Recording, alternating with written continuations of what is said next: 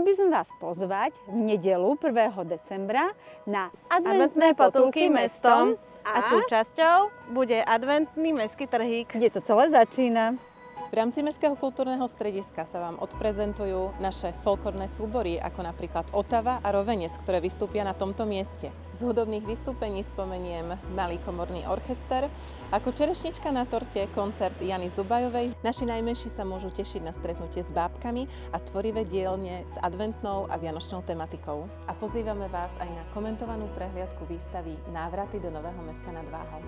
Pred kaviarňou Objekt nájdete fotokútik. Usmej sa! Idú Vianoce.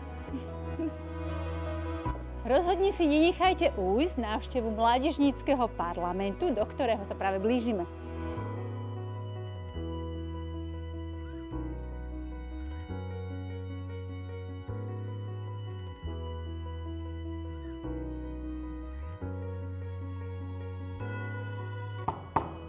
Za týmito otvorenými dverami nájdete vianočné pexeso a skvelú kávu.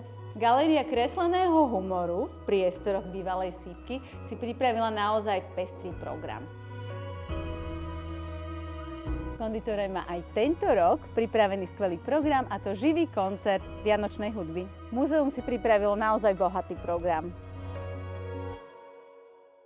V Brown Cafe si užijete vianočnú pohodu a vaše deti vianočné rozprávky a púkance. Adventné potulky mestom. Vidíme sa aj vo futraku.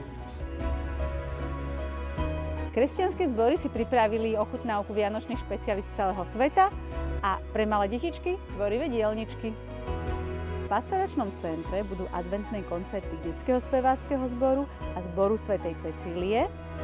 A v rímskokatolíckom kostole bude orgánový koncert O po 5. Tu stretnú vaše deti živého Mikuláša. V kaviarni Pakas bude koncert živej hudby. V evanjelickom kostole bude prebiehať vianočný koncert. A nenechajte si ujsť ani výnimočnú príležitosť vyhliadky z kostolnej veže. Tento rok sa poprvýkrát zapojilo aj gymnázium.